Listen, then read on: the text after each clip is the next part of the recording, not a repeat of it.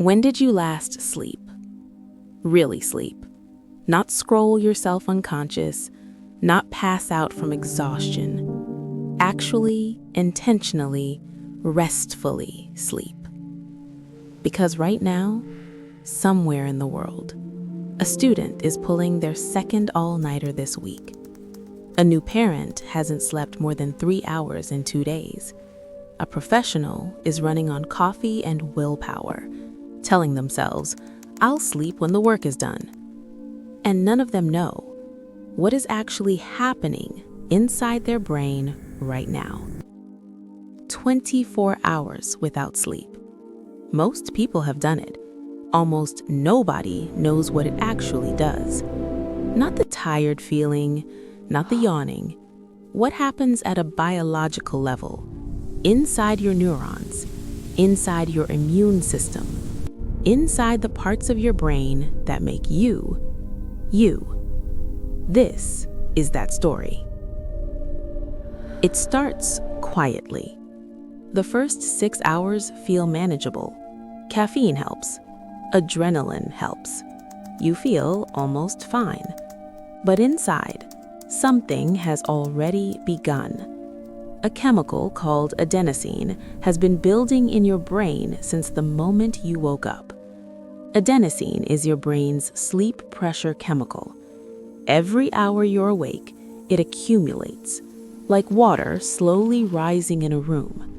By hour 6, the water is at your knees. Your prefrontal cortex, the part of your brain responsible for judgment, decision-making, impulse control, emotional regulation, has begun to slow down. Not dramatically, not noticeably yet, but measurably. A 2000 study from the University of Pennsylvania found that 24 hours of sleep deprivation produces cognitive impairment equivalent to a blood alcohol level of 0.10%, which is legally drunk in most countries. You are not drunk. You feel almost fine, but your brain is performing like it has had several drinks. By hour 12, the water is at your chest. Your body starts producing more cortisol, the stress hormone. Not because you're stressed, because your body is treating sleep deprivation as a biological emergency. Cortisol rises to keep you alert, but it comes with a cost. Your immune system, which normally runs its maintenance cycle while you sleep, begins to weaken. Natural killer cells, the cells your body uses to attack viruses and abnormal cells, their activity drops measurably after just one night of poor sleep. Your emotional brain, the amygdala, becomes 60% more reactive. 60%. Things that would mildly annoy you when rested provoke disproportionate emotional responses now. You snap at people. You misread neutral faces as threatening. You feel inexplicably anxious. This isn't a personality change. This is your brain, without its nightly maintenance, losing the ability to regulate itself. By hour 20, the water is above your head. Your brain begins doing something that should genuinely disturb you. It starts taking micro-sleeps, involuntary, uncontrollable. Your brain, without your permission, shuts off for 3 to 15 seconds at a time. You don't know it's happening. You experience it as a blink, a gap, a moment you can't account for. This is why driving after 24 hours without sleep is as dangerous as drunk driving.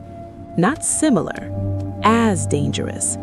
The reaction times, the lapses, the misjudgments, they are statistically equivalent. Thousands of road accidents each year are caused not by drunk drivers, but by people who simply haven't slept. And your brain's ability to form new memories has now significantly declined. The hippocampus, the brain's memory consolidation center, needs sleep to transfer short-term experiences into long-term memories. Without sleep, your experiences of the last 24 hours are not being properly stored. You are living without recording. Here is the important part. One night of missed sleep does not permanently damage you. Your body and brain are remarkably resilient. When you finally sleep, your brain will prioritize the most critical recovery processes first. Deep, slow-wave sleep, where your glymphatic system flushes toxic waste, will increase. REM sleep, where emotional processing and memory consolidation happen, will extend. Your body knows what it lost, and it knows how to get it back. But here is what the science also shows. Sleep debt is not fully repaid by one long recovery night. The cognitive effects can linger for several days, and chronic sleep deprivation, consistently under 7 hours per night over months and years, has been linked by peer-reviewed research to significantly increased risk of cardiovascular disease, metabolic disorders, immune dysfunction, and accelerated cognitive decline. Not from one bad night, from a pattern, from the story we tell ourselves that sleep is optional. There is a lie our culture tells us, a lie we repeat to each other every day. I'll sleep when I'm dead. But here is what the science of sleep actually says. The less you sleep, the sooner that might be true. Sleep is not laziness. Sleep is not weakness. Sleep is not wasted time. Sleep is the single most effective thing you can do for your brain, for your body, for your mind, for your life. Every night, without exception. The most productive thing you will do today might not be the extra hour of work you stole from your sleep last night. It might be going to bed an hour earlier tonight. Share this with someone who proudly says they don't need sleep. They need to see this.